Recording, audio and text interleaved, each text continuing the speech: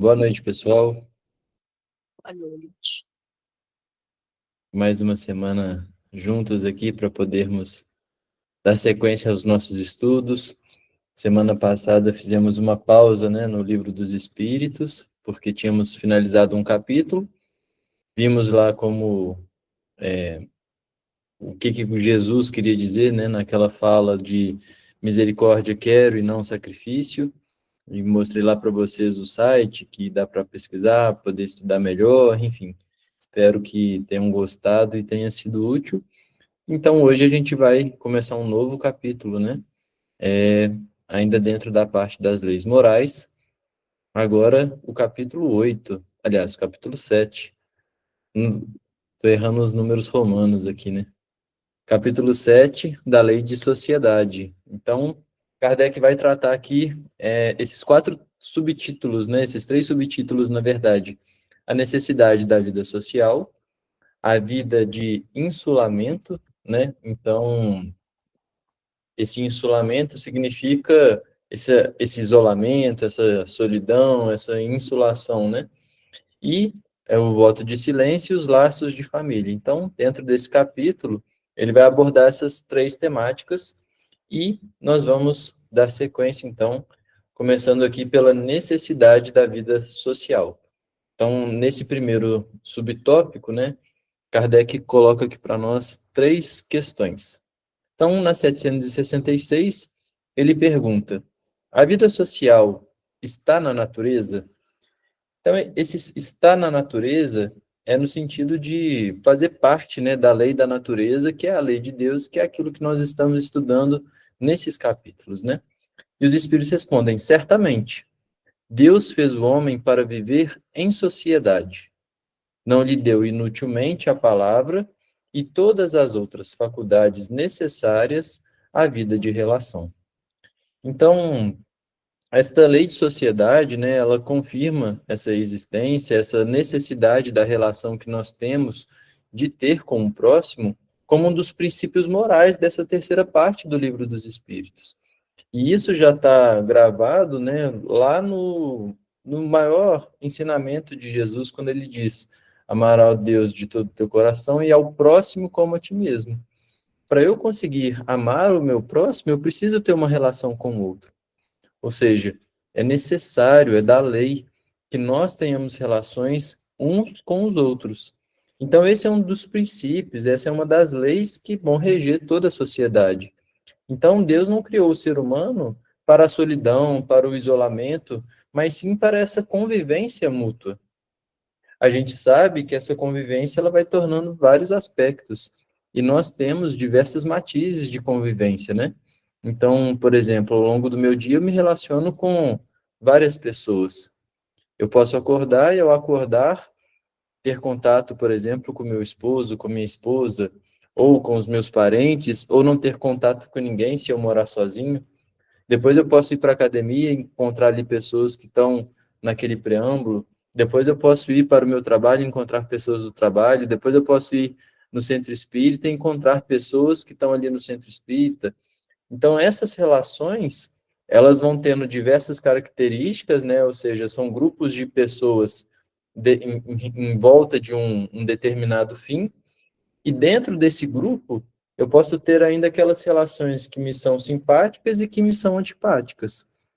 Então, se eu vou ao meu ambiente de trabalho, eu posso ter aquelas pessoas que eu sou mais afim, que a gente tem uma relação melhor, que a gente consegue ter uma afinidade boa para ambas as partes, e tem aquelas pessoas que a gente tem um contato pelo ambiente de trabalho, somos colegas de trabalho, nada mais do que isso, Então, todas elas vão contribuir de alguma forma para a nossa evolução, para o nosso progresso e para essa convivência que é importante para todos nós, Porque essa vida social, ela é, na verdade, um mecanismo de progresso. Jesus, portanto, ao nos revelar e nos mostrar essa lei, e aqui Kardec estudando isso com mais profundidade, nos mostra que nós, enquanto espíritos, nós não evoluímos de forma isolada, mas no atrito e na cooperação com o seu semelhante. Então, as relações que eu possa ter por algum motivo, né, embora não deveria existir, mas a gente sabe que acontece, alguns atritos nessas relações, e ao mesmo tempo as cooperações com o meu semelhante, isso tudo está relacionado ao meu progresso e relacionado à lei da sociedade. Então, é no seio da sociedade que o homem vai conseguir exercer a caridade, que ele vai conseguir exercer o serviço, e esses são os únicos caminhos para a nossa sublimação. Então, um progresso individual, ele impulsiona o progresso coletivo, e vice-versa. À medida que eu consigo evoluir espiritualmente, moralmente, intelectualmente, eu contribuo para a sociedade, eu contribuo para as pessoas que estão ao meu redor e que eu tenho convivência. E ao contribuir com essas pessoas também podem se melhorar, progredir e, consequentemente, me afetar positivamente. Então, esse ambiente ele é capaz de nos moldar, é capaz de nos impulsionar ou, ao mesmo tempo, de nos segurar. Porque se eu estou cercado de pessoas, por exemplo, que se preocupam com a sua reforma moral, que se preocupam com a forma que eles falam, que se preocupam em, por exemplo, não falar palavrões, em ter uma leitura diária e ativa, isso vai me impactar positivamente. Mas, por outro lado, se eu estou cercado e convivendo com pessoas que são completamente materialistas, que ignoram a vida no mundo espiritual, que não se preocupam em se autoconhecer e domar as suas más tendências, isso também vai me influenciar. E eu vou ter um resultado nisso. Então, em todo momento, eu, enquanto indivíduo, sou influenciado pela sociedade, pela convivência das pessoas que eu tenho mais próximo, ao mesmo tempo que eu sou capaz de influenciar. Então, complementando ainda essa resposta dos espíritos, eles colocam assim: não lhe deu inutilmente a palavra e todas as outras faculdades necessárias à vida de relação. Então, a gente viu que o homem foi feito para viver em sociedade, e, e os espíritos colocam aqui: não lhe deu inutilmente a palavra. Essa palavra aqui, ela é um simbolismo da comunicação, né? Porque senão tem gente que vai falar assim, ah, mas a pessoa que é muda não pode viver, ela tem que viver isolada? Não, tem a forma de se comunicar, né? Então, ela é um símbolo da comunicação. E a comunicação, ela é o principal instrumento dessa relação de instrução. Nós, enquanto encarnados, utilizamos, e no nosso nível evolutivo, né, nós precisamos utilizar do aparelho fonador para poder transmitir o nosso pensamento. Mas a gente sabe que no mundo espiritual, sobretudo os espíritos superiores, eles se comunicam pelo pensamento. E a gente percebe no nosso dia a dia que essa comunicação, mesmo aqui no mundo de provas e expiações e espíritos imperfeitos que somos, às vezes acontece, né? Às vezes eu falo assim, nossa, eu preciso mandar uma mensagem na Cecilinha. Aí, de repente, ela me manda um WhatsApp. Por quê? Porque, às vezes, o pensamento dela chegou em mim e eu liguei nela, mas o WhatsApp foi mais devagar do que o nosso pensamento. Ou então eu estou pensando numa pessoa e de repente eu encontro com ela numa esquina. Por quê? Porque isso tudo é transmissão de pensamento, ou seja, a gente se comunica pelo pensamento. Mas aqui nós temos essa palavra, esse aparelho fonador como uma comunicação e é o principal instrumento, né, de relação entre as pessoas. Então essa palavra, essa comunicação, ela é essencial para que a gente consiga ensinar e aprender, a trocar ideias, a conseguir, de fato, exercer essa prática do bem. Então, essa palavra, essa comunicação, ela serve para justamente edificar, ajuda, né, nessa edificação moral de nós e dos nossos irmãos, dos nossos indivíduos, né? Então, quando nós sabemos utilizar essa comunicação de forma adequada, isso traz um progresso individual e coletivo.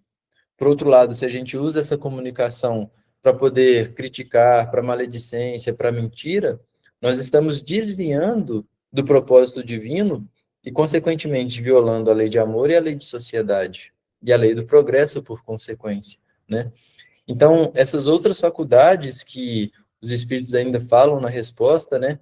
Então, não lhe deu inutilmente a palavra e todas as outras faculdades necessárias à vida de relação, essas outras faculdades a gente pode encarar como, por exemplo, a inteligência, o sentimento, a emoção, o livre-arbítrio, porque são recursos que ele só desenvolve plenamente no intercâmbio social.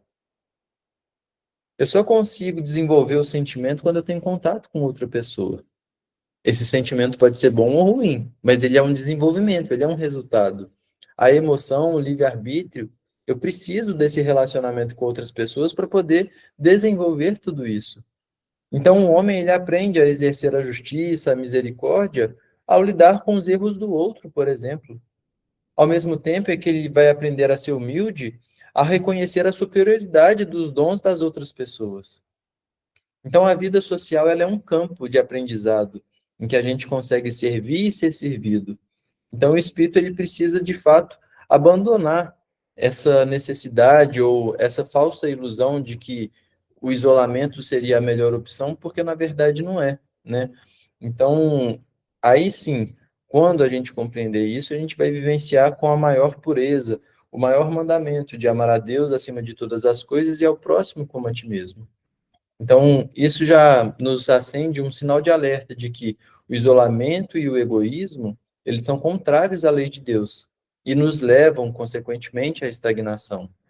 Então, quem busca essa fuga da vida social, e a vida social aqui no sentido de ter relações com as outras pessoas e não de ser aquela pessoa que está sempre em festa ou algo nesse sentido, na verdade, ou seja, quem busca essa fuga da vida social está, na verdade, fugindo de um processo reparador, fugindo do próprio progresso, adiando o próprio progresso. Então, essa vida em sociedade é um meio que a providência divina utiliza para que o espírito desenvolva a caridade e alcance, consequentemente, a perfeição. Alguma consideração, pessoal, sobre essa primeira questão?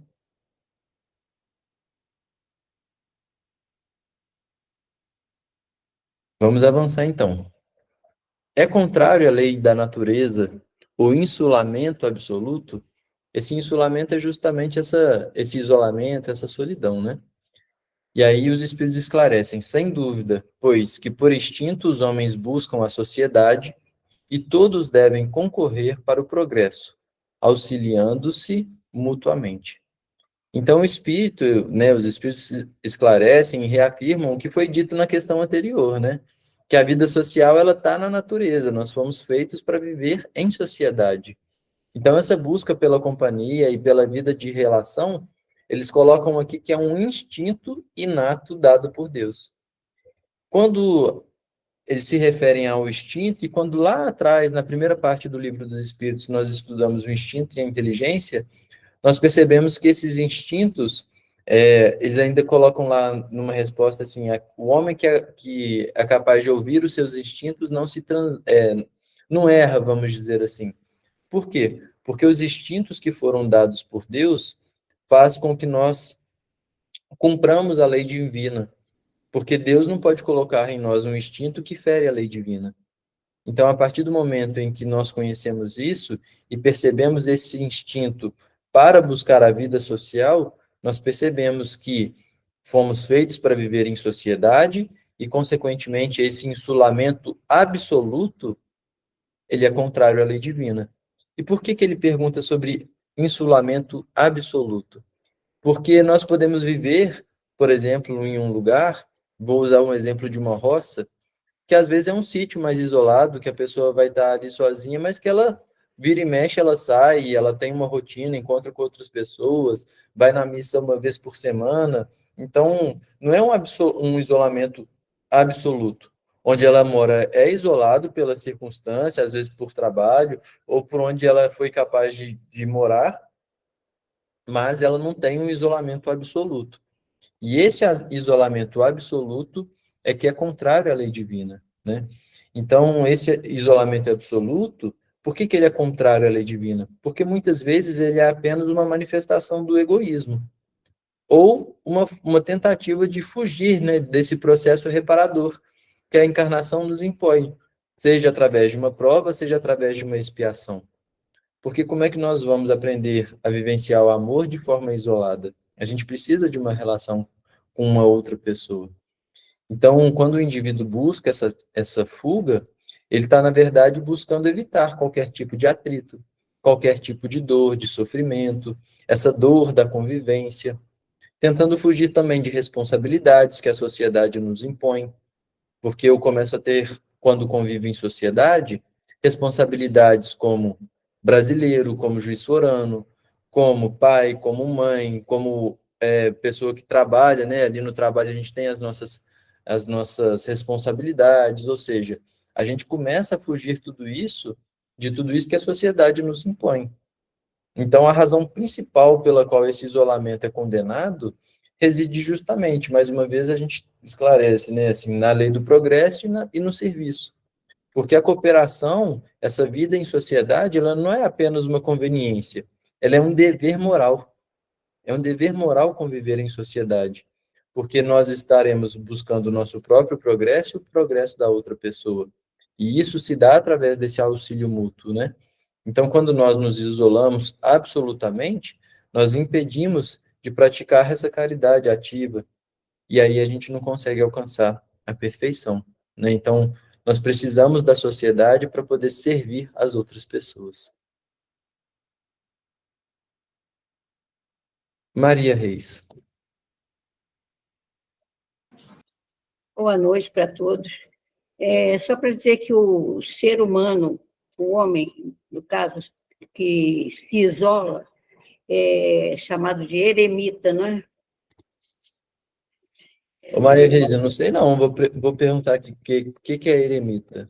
Eremita é o que se isola Indivíduo que, por por alguma penitência, razão. vive em um lugar deserto, isolado. Indivíduo que foge ao convívio social, que vive sozinho. É isso aí. É isso mesmo? É isso mesmo. Confirmo.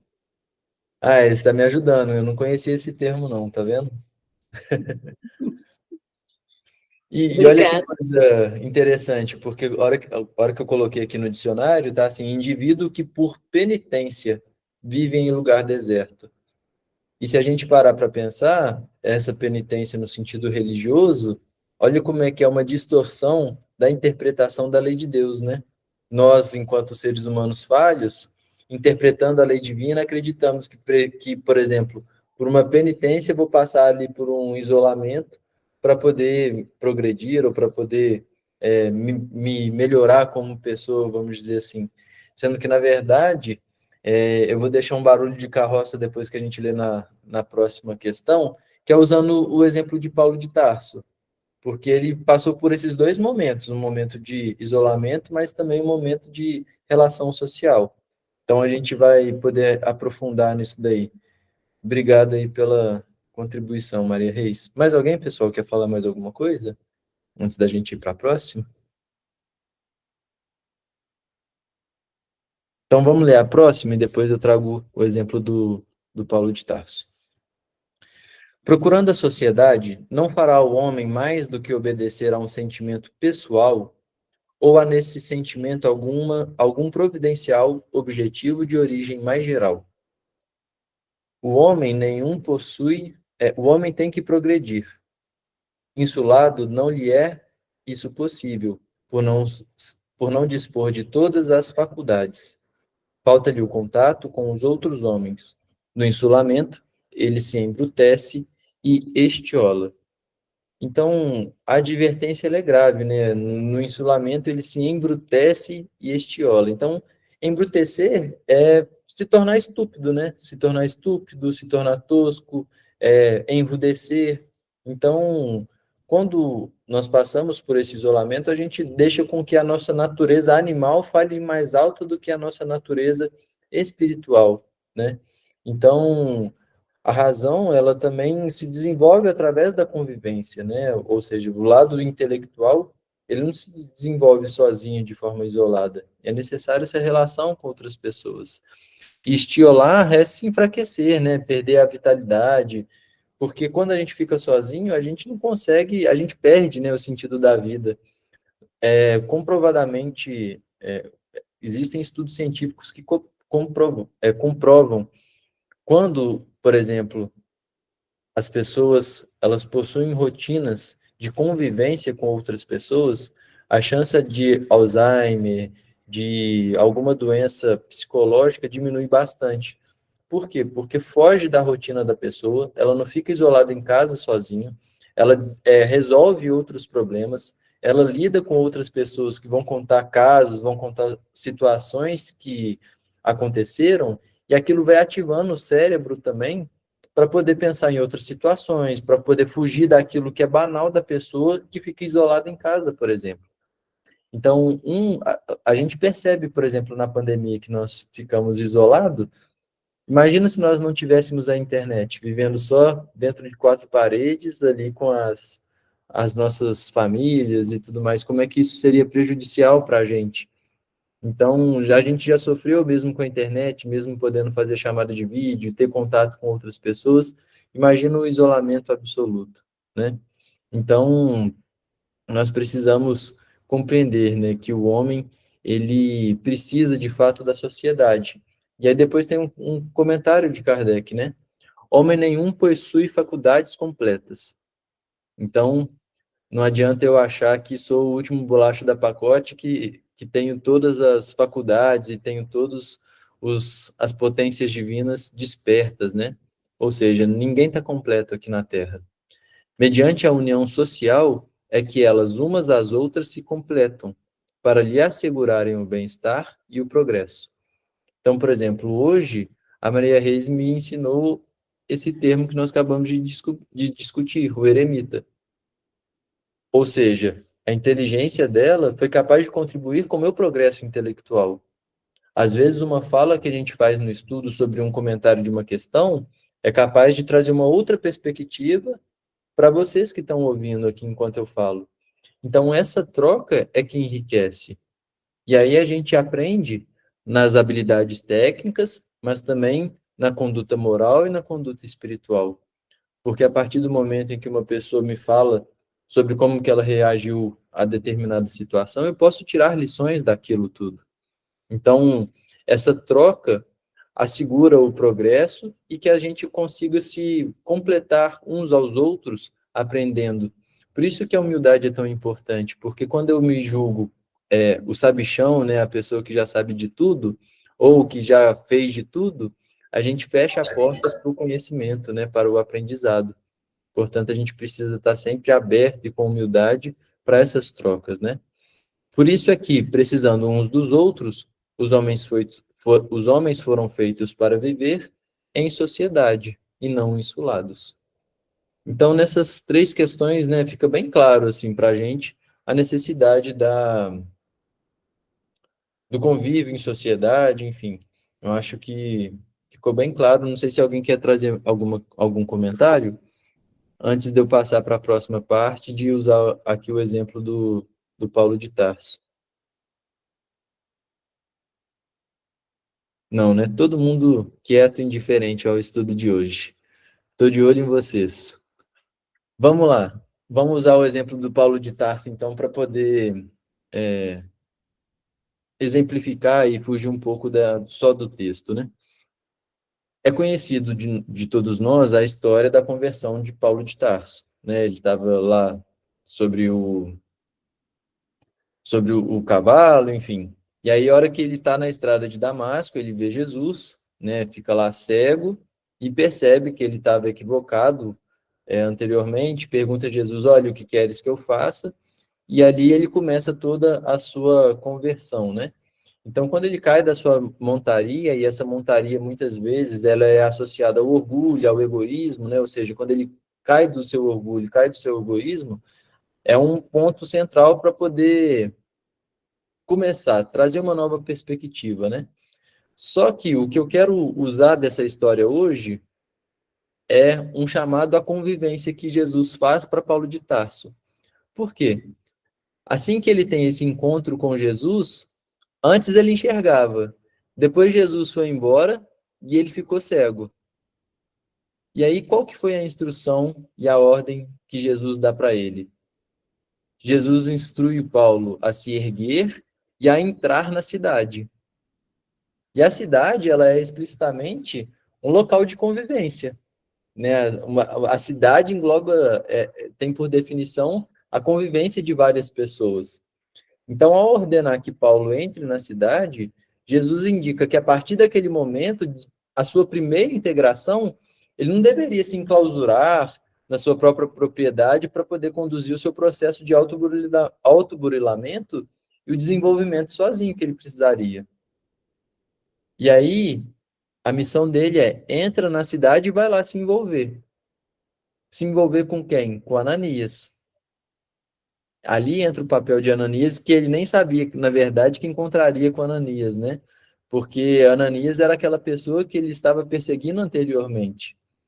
Então, quando ele entra em contato com Ananias, e é Ananias que inicialmente tira, né, as escamas do olhar de Paulo, permitindo ali também que a visão espiritual de Paulo fosse ampliado, o que nós percebemos é que o outro também, muitas vezes, traz uma missão espiritual que vai impactar nas nossas vidas.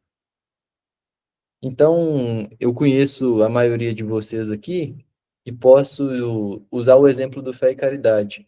Se eu perguntar, por exemplo, ou falar com a Celinha, com a Cecilinha, e falar assim, olha, fala para mim qual foi a importância da tiazinha ou do seu José Maróculo na vida de vocês.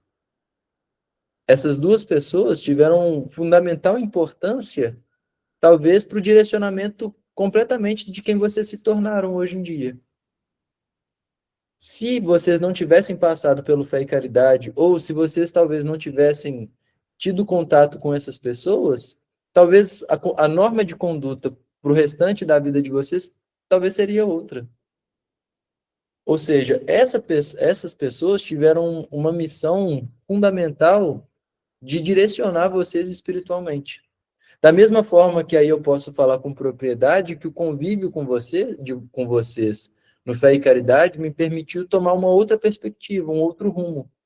Poder experienciar, por exemplo, a primeira vez que eu fui dar passe foi a Celinha que me levou. Aí eu estava lá, é uma coisa que eu nunca vou esquecer, ela me convidou para ir para o serviço de passe. Aí eu fui. Aí eu tinha acabado de entrar no Fé e Caridade, não tinha muito tempo. Aí o Fé tinha um trabalho antes da pandemia de serviços de passe domiciliar, que aconteciam todos os sábados. E aí fomos eu, Celinha e Nitinha, para quem conhece a dona Nitinha, que também frequenta o Fé e Caridade. E a gente foi dar o passe na Elaine, que cantava no coral do Fé e Caridade. Aí eu lembro que eu fui, a Celinha já tinha me passado alguns livros, já estava lendo, mas foi na primeira vez. Aí eu cheguei lá, ela falou assim, Pedro, faz a prece. Aí eu fiz a prece, aí fiquei lá quietinho. Aí de repente cutuca a Celinha assim no meu ombro. Vai lá, dá o passe nela também. E aí foi a primeira vez que eu fui dar passe, ou seja, depois dali a gente continuou esse trabalho, ou seja, esse contato da Celinha me impulsionando teve um papel fundamental. Assim como na história de Paulo, o contato com Ananias teve um papel fundamental, ou seja, essas relações que nós temos uns com os outros é capaz de moldar e mudar a conduta que a pessoa vai ter durante a sua própria encarnação.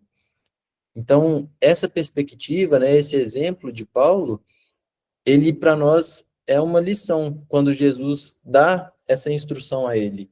Entra na cidade. Porque quando ele perdeu a visão, ele poderia muito bem ficar isolado, perder esse contato todo. Não, entra na cidade. Então é um convite para nós à relação social. Mas, por outro lado, os espíritos aqui colocam assim, isolamento absoluto.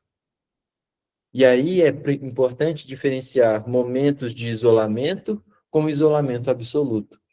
Porque o mesmo Paulo de Tarso, depois em que ele começa a sua conversão e procura Ananias, depois ele fala assim, poxa, eu vou procurar os outros doutores da lei, as pessoas que eu convivia, vou procurar minha família, ele é renegado por todo mundo. Qual que é a orientação que ele recebe? De ir para o oásis de Dan, antes de começar a sua peregrinação e a propagação do evangelho. No oásis de Dan, né, no deserto de Dan, ele fica lá por 3 anos. Ele vai tecendo e vai meditando e vai se autoconhecendo. Nesse isolamento que não era absoluto, mas era um isolamento, Paulo, ele não estava à toa. Ele estava meditando. Ele estava trabalhando no interior para poder se preparar para as relações sociais que ele encontraria. Que ele teria, sim, amigos e pessoas que pudessem edificar junto com ele o cristianismo, mas encontraria muitas dificuldades, muitas rejeições. Portanto, aquele isolamento foi necessário, mas era um isolamento que não era absoluto. Era um isolamento para autoconhecer e com um prazo determinado. E que tinha contato com umas poucas pessoas, mas era um convite a se conhecer por dentro, ao autoconhecimento, para ali poder despertar os potenciais divinos que eles tiveram. Então, nesse exemplo de Paulo, a gente tem esses dois contrastes, né? De a instrução de Jesus ir para a cidade, para essa convivência social, e mais tarde, de poder se afastar um pouquinho para poder refletir sobre as relações, sobre as pessoas que o cercavam, sobre a sua missão, de meditar sobre as lições do Cristo, e aí sim poder voltar para a cidade para poder desempenhar a sua missão, que era de fato edificar o cristianismo primitivo, né? Vamos continuar sem falar, né? Tudo bem. Alguma consideração, pessoal? Ou então a gente vai para esse segundo subtópico aqui. Está muito bem explicado, Tito. Boa, amendoim. Então tá bom. Vida de insulamento, voto de silêncio. Concebe-se que, como princípio geral, a vida social esteja na natureza. Ou seja, ele está fazendo uma recapitulação das últimas questões. Mas, uma vez que também todos os gostos estão na natureza, por que será condenável o do insulamento absoluto, desde que cause satisfação ao homem? Então, Kardec ele meio que fala assim, olha, se todos os gostos, ou seja, tudo aquilo que a gente pode gostar está na natureza, por que é condenável as pessoas que gostam desse isolamento absoluto? Porque tem gente que gosta, né, de ficar assim completamente isolado. E aí os espíritos esclarecem que o problema desse isolamento absoluto é porque é uma satisfação egoísta. A pessoa só está preocupada com ela mesma. Só está preocupada com o seu próprio bem-estar, a sua própria satisfação. Celinha. Vou falar aqui, Pedro, para você não dar bronca na gente. Que bom. Mas a gente coloca o isolamento ou o insulamento como uma coisa física, né? Mas também não é só de espaço físico. É quando a pessoa se isola mentalmente. Ela não troca com as pessoas, ela não tem um intercâmbio, ela não ensina nada, ela não quer prestar atenção no que os outros estão ensinando, nas lições que os outros trazem. Elas estão, às vezes, dentro de casa, vivendo em família, mas não conseguem se relacionar. Isso é um isolamento também, não é? É um ótimo ponto que você levantou, Celinha. Tem gente que vive em contato com todo mundo, mas não tem contato com ninguém, né? Pode viver sobre o mesmo teto e não está trocando nada com ninguém. Porque se a gente pensar na nossa rotina e nos hábitos da sociedade moderna, tem quantas vezes a gente consegue, por exemplo, fazer uma refeição com as pessoas que moram com a gente e nessa refeição de fato conversar, né? Não ter ninguém no celular, por exemplo, ser um momento de troca entre as pessoas. Por quê? Porque a gente fica aglutinado no nosso mundo. Então eu posso ficar dentro de casa o final de semana todo, eu, meu pai, minha mãe e meu irmão. Aí um tá num quarto jogando no computador, o outro tá no celular mexendo ali com algumas outras questões, o outro tá na sala vendo televisão e tá todo mundo isolado mesmo tendo contato com todo mundo. Então, essa reflexão que você trouxe é realmente bem importante que eu não tinha nem parado para pensar. É um isolamento que nós mesmos nos infligimos atualmente, né?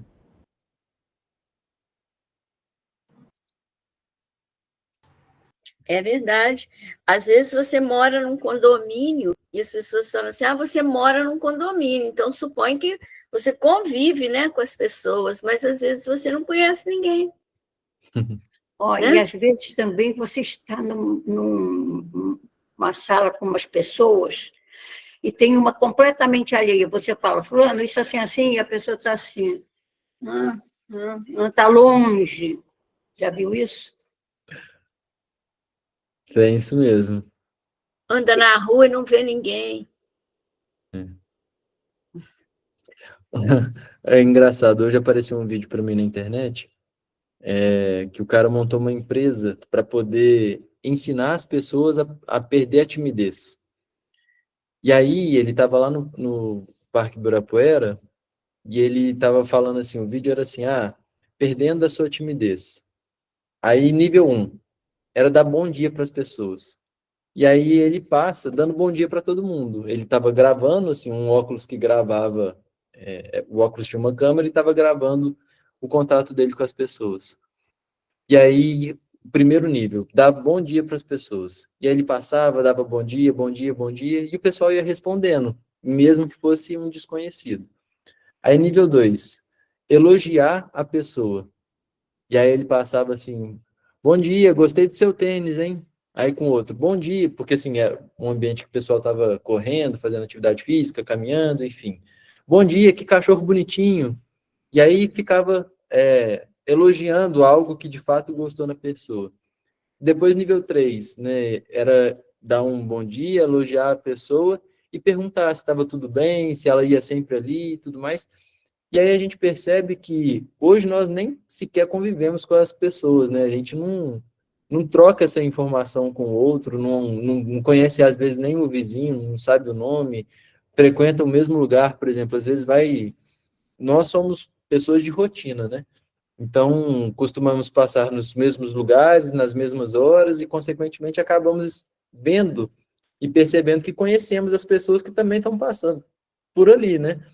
Então, poxa, se eu passo em frente a uma padaria, por exemplo, que o senhor está sempre ali, o que custa eu criar um relacionamento com aquela pessoa, né? De bom dia, de desejar um dia feliz, saber se está tudo bem, ou seja, de criar essa conexão com as outras pessoas.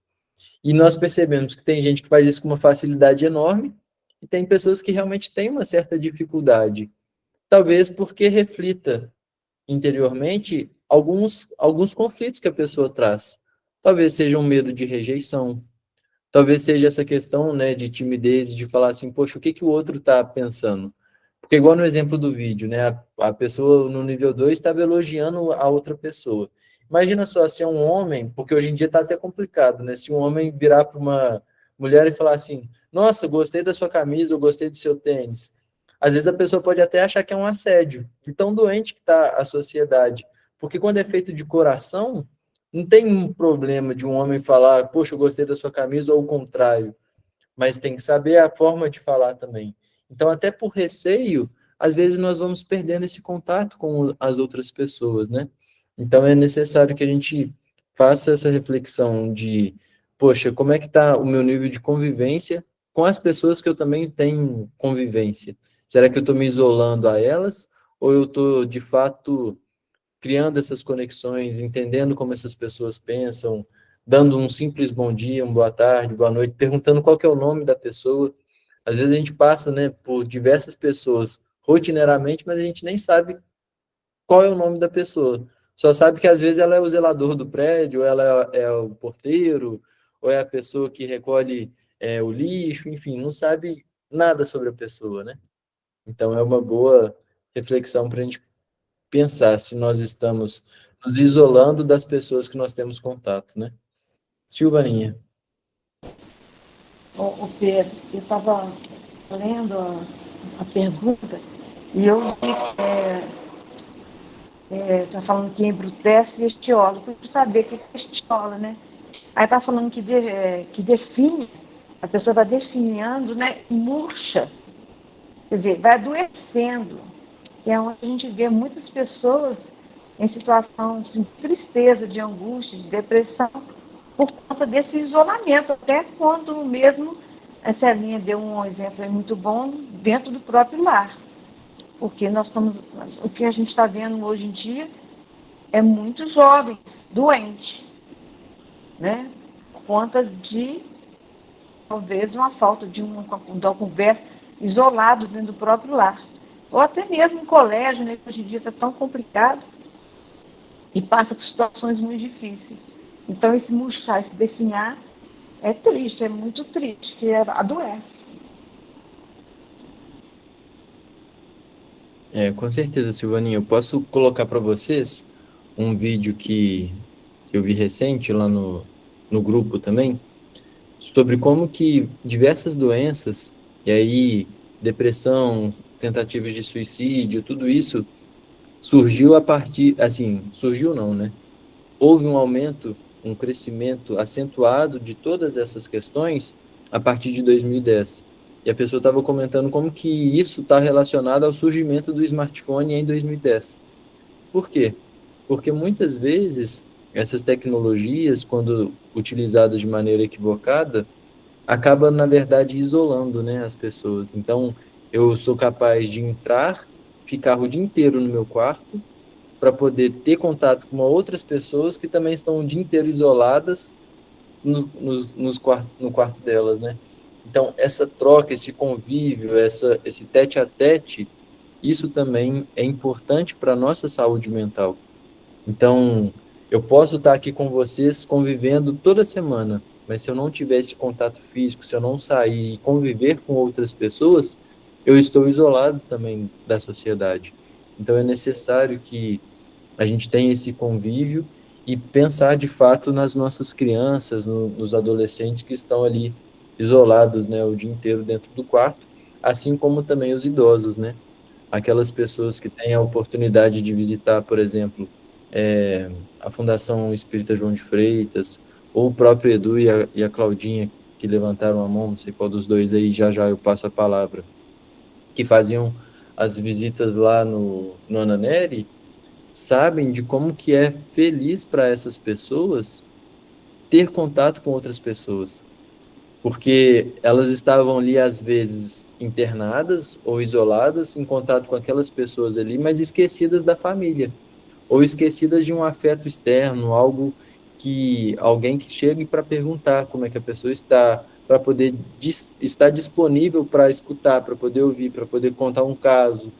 Então, esse convívio com as pessoas e que muda, né, de que não sejam ali da mesma rotina, daquelas pessoas que elas veem sempre, traz um papel fundamental para a saúde delas, né?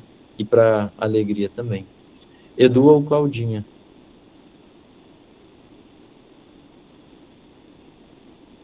Sou eu, boa noite. É, a gente fala sobre essa questão do celular, mas eu convido aí aos amigos a fazer uma experiência. Use o celular, por exemplo, meia hora de manhã, meia hora à tarde, meia hora à noite. Veja aí o WhatsApp, né? Faça sua entrada na rede social, entre em sites e tente, num dia só, usar uma hora e meia. Faça essa experiência. Se der comichão, se der vontade, se não conseguir ficar, já está doente com relação a isso. Isso já é uma doença que já tá se instalando. Essa necessidade de estar o tempo todo conectado, isso está deixando as pessoas doentes. Então faça essa experiência. Faça num domingo, um dia que, de repente, vai lhe causar menos dor de estar não conectado, digamos assim. Faça numas férias. Experimente isso. Vê se consegue ficar longe do celular, né, praticamente o quê? Num dia de 24 horas, ficar 22 horas e meia sem mexer no celular, né. Eu tô meio atarefado esses dias aí, tô com 2 obras, minha mãe de vez em quando, 90 anos, né, dá sempre uma panezinha, tem que, né, ver o que a cuidadora tá falando, ir lá na casa dela às vezes, né. Mas se eu chego em casa, por exemplo, 19h30, não tem mais nada para fazer, eu desligo. Não quero saber mais, entendeu? Vejo quais são as necessidades, desligo. E procuro no dia seguinte ligar o mais tarde possível. E tem alguns aí do FE que falam que eu não respondo o WhatsApp. Eu acho que isso é uma grande vantagem, né, você não responder de imediato no WhatsApp. Experimentem também isso. Esse O negócio está problema é que sempre as pessoas conectado. se viciam, ficam viciadas. O É, eu estou problema é falando, esse. Maria Reis, é justamente isso, esse vício. já está instalado se a pessoa não consegue ficar longe do celular, né? Tem que testar isso, né? É, Esse negócio de estar sempre conectado no WhatsApp o tempo todo, está respondendo de imediato, isso já é um sinal de uma doença. A gente não precisava disso antes. Se quer falar com alguém, alguma coisa, gente, ligue, fale com a pessoa, dê bom dia, pergunte como ela está, né? Não fique só no WhatsApp resolvendo as coisas, né? Dando respostas rápidas. Evite isso. Isso já é, infelizmente, da plataforma, ela gera uma série digamos, essa facilidade de comunicação gera muita facilidade de a gente trabalhar, por exemplo, resolver problemas. A questão é essa, resolver problemas, seja no trabalho, seja no dia a dia. Mas, infelizmente, essa rapidez das coisas não está ajudando. Não está ajudando. Psiquicamente não ajuda, atrapalha. Pessoas que têm filhos com menos de 14 anos, observe, né? Observe. A Austrália proibiu, né, menos de 14 anos, o adolescente ou a criança ter rede social. Excelente, um grande exemplo para o mundo, né? Espero que o Brasil daqui a pouco acorde para isso também. E para aqueles que querem que o filho ou o adolescente tenha um diferencial na vida adulta, faça também isso, né? Restrinja o uso do celular aí. Quem sabe meia hora por dia, tá ótimo, né? Ah, ele vai ser um estranho no ninho? Não vai, mas vai ter competências, eh, neurológicas, digamos assim, muito maiores que os coleguinhas lá na faculdade, ensino médio, seja quando for, ou quando for trabalhar, com né. certeza. Infelizmente, o que os psicólogos falam hoje, a maior parte, né, aqueles conscientes, que não são viciados também, eles vão dizer o quê? Essa geração que está aí, que nasceu já com o celular na mão, é uma geração que está doente. E aqueles que não conseguem, né, como eu falei, ficar 22 horas e meia sem o celular por dia, já estão no processo de adoecimento. É a minha contribuição aí, tá bom, Pedro? Ô, Edu, isso é muito bem colocado, porque assim, já tem estudo correlacionando essas duas questões, né, de, por exemplo, o uso de smartphone e ansiedade, em problemas também até de desenvolvimento intelectual nas crianças. Poxa, meu pai, ele é professor, né, e quando ele foi aplicar recente uma prova, antes de proibir o uso de celular nas escolas, ele pediu para que o pessoal colocasse em cima da mesa dele como professor os celulares. As pessoas, os alunos relutaram, né, de certo momento, mas foram levando. Teve um dos adolescentes deixou o celular lá e de repente ela começou a suar frio. E aí meu pai ficou preocupado para entender o que que era. Ela falou, e ela explicou para o meu pai, eu não consigo ficar longe do meu celular. Eu posso, ele pode ficar aqui em cima da minha mesa, mas eu deixo ele desligado, mas aqui em cima, ou seja, é um nível de adoecimento por conta dessa questão. Então, a gente tem que ter muito cuidado e realmente vale a pena estudar sobre a maneira melhor de utilizar isso, porque senão a gente está usando algo que é para resolver problemas, nos conectar com um monte de gente. Eu, por exemplo, consigo fazer o evangelho no lar com a minha avó, com a minha tia, que moram em outra cidade só por conta disso, ou seja, traz essa proximidade, mas por outro lado tem que saber utilizar. Vou passar a palavra aí para a Alessi e depois para a Eliette.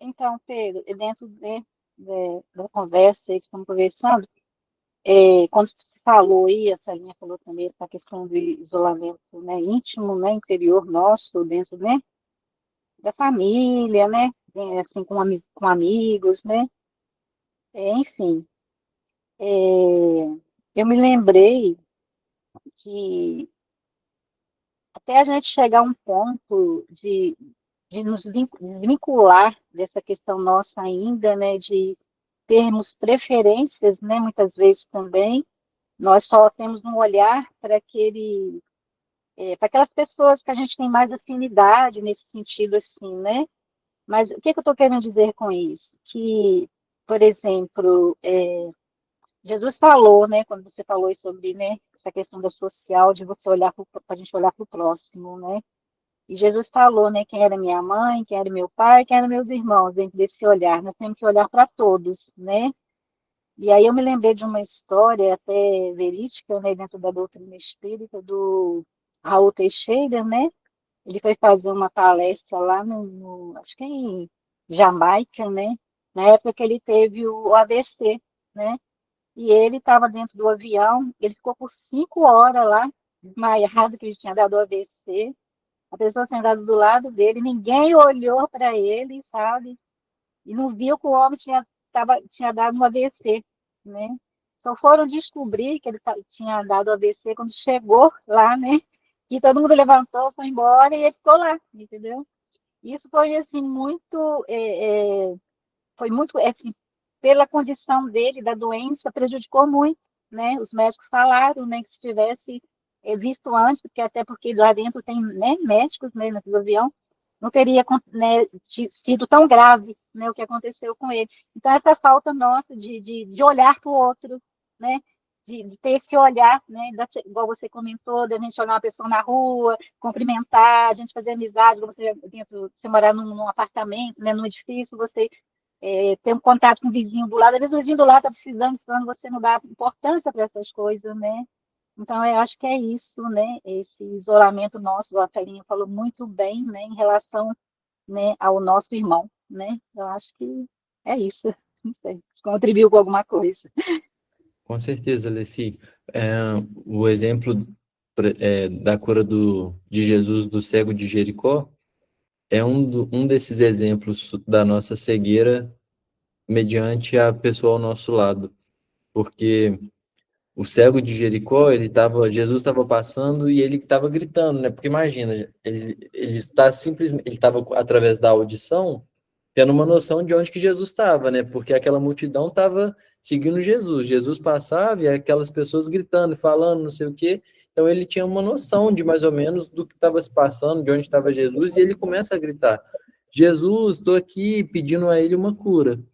E aí a multidão simplesmente ignora aquele cego, né? Muito pelo contrário, manda ele ficar quieto, calar a boca, mas Jesus escuta e fala para a multidão: vai lá e traz aquele cego aqui. Então, esse ensinamento de Jesus de fazer com que a multidão vá até o cego e traga o cego, quer nos mostrar o quê? Quer nos mostrar a enxergar o outro, porque Jesus ele já tinha enxergado ao cego. Ele poderia ter caminhado direto ou ter pedido ao cego para vir direto, mas ele faz um movimento ao contrário. Olha, sociedade, está vendo aquele ali, ó, que está clamando por mim? Então, quero que vocês enxerguem ele e me traga ele aqui. Então, é um exemplo de poder enxergar de fato a pessoa ao nosso redor. Eliette. Boa noite, meu pessoal. Quanto tempo, né? Olha só, eu acho assim, eu tenho comigo atualmente uma atitude que eu olho para a pessoa assim, aí se está um pouquinho triste, se está assim, aí eu dou um bom dia, eu procuro fazer uma aproximação. Teve uma vez que eu estava no ônibus, entrou uma senhora, não era muito senhora, mas sabia que ela tinha, assim, um problema de cabeça. Aí as pessoas tudo olhavam para ela assim, com aquela cara, sabe? Que a pessoa logo discrimina, né? Aí eu olhei para ela e falei assim: nossa, como você tá linda hoje, gostei da sua roupa, você tá muito bonita. Ela estava com uma roupa vermelha. Poxa, aquilo, ela deu um sorriso, tadinha, vocês tinham que ver, sabe? Então aquilo ali sabe? E dali para frente eu começo sempre a fazer esse tipo de coisa. E isso me traz uma coisa tão boa dentro de mim quando eu chego ao meu objetivo e eu estou fazendo assim. Às vezes o pessoal, olha, está falando, não conhece nem a pessoa. Eu falei, e precisa conhecer para a gente dar um bom dia, para a gente dar uma palavra de carinho, né? É igual a gente vê também em questão do celular, que em casa também é um problema sério. Sentam aqui, tia, eu vou falar com a minha aqui para ver a senhora, mas fica lá no celular a vida inteira. Né? Aí eu fico, o que é que você vem fazer aqui, cara? Quando você tiver sem celular, você volta.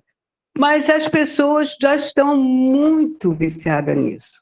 Eu só uso mesmo para o meu trabalho, o celular, e quando alguma coisa assim mais, assim, muito importante, eu quase não tenho rede social.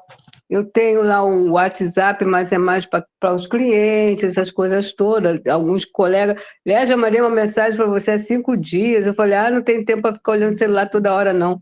Mas tem gente que não vive sem o celular, entendeu? Perdeu o celular, nossa, como se perdesse a vida. Então, eu, graças a Deus, não tenho esse apego. E eu tento fazer aqui em casa assim, um negócio, mas é que são a maior parte jovem, até as garotinhas novas que nasceram, vai fazer um aninho, já está no celular, bota lá para ver esse desenhozinho, elas já estão acostumadas. Aí eu falei, começa por aí, gente, vamos cantar para criança, vamos fazer alguma coisa. Mas, infelizmente, é a nossa sociedade. Aquela sociedade de consumo, é aquela sociedade em que as pessoas estão realmente voltadas para o que é o mais importante, é isso, é rede social, é não sei o que mais lá, é cada um querendo ser mais do que o outro, né? E mentindo muita coisa, bota ali muito dinheiro e não tem nenhum, e assim vai. Mas a gente vai pedindo a Deus que haja uma consciência futura. Eu sei que é muito difícil, a nossa previsão daqui para o futuro vai ser muito pior, mas que pelo menos as pessoas comecem a ter um pouco mais de convívio. Faz-se um almoço numa casa, aí fica um com o celular de lá, outro de cá, e os que querem conversar não conversam.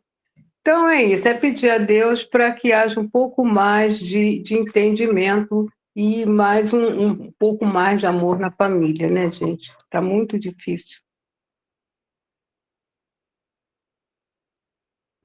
É isso, Ariete. Mas bom, pessoal, a Celinha levantou a mão também, mas Celinha, da minha parte é isso. A gente fechou aí esse primeiro tópico. Nos próximos estudos do Livro dos Espíritos, a gente continua essa vida isolada, né? O Kardec abordando essas questões aí, tá bom? Obrigado aí, pessoal, pelas considerações. Agora está contigo aí, Celinha. Eu ia perguntar uma coisa, mas então deixa para outro dia. Ué, fala aí. Se eu vou saber responder, a gente não sabe, mas aproveita e fala então. É que eu estava pensando, quando você falou do cego de Jericó, eu estava pensando quando Jesus fala para não ponhais a candeia debaixo do alqueire. Então, será que nós, quando somos essa candeia, e quando não nos relacionamos, nos colocamos debaixo do alqueire? É um caminho de interpretação, né? Porque se a gente percebe que cada um tem os seus talentos, a gente pode linkar isso daí com a parábola dos talentos. Porque quando um pega o talento e esconde debaixo do tesouro, o rapaz fica bravo, né? Fala assim, uai, eu te dei um negócio para você poder multiplicar, mas você ficou com medo e guardou. Ou seja, pegou a candeia e tampou. Então, quando eu tenho as minhas experiências de vida, os atributos, né, que eu já desenvolvi, sejam eles intelectuais, morais, as habilidades, as aptidões, e eu guardo isso só para mim, eu estou tampando o talento que Deus me forneceu e que eu trabalhei, que eu desenvolvi. Então, a gente está, de fato, colocando a candeia sob o alqueire, né? Pelo menos é a interpretação que eu tenho também. Legal, muito bom. Me ocorreu isso agora, eu nunca tinha interpretado por esse ângulo. Nem eu. Mas isola, né? Sei. Então, Pedro, muito obrigada.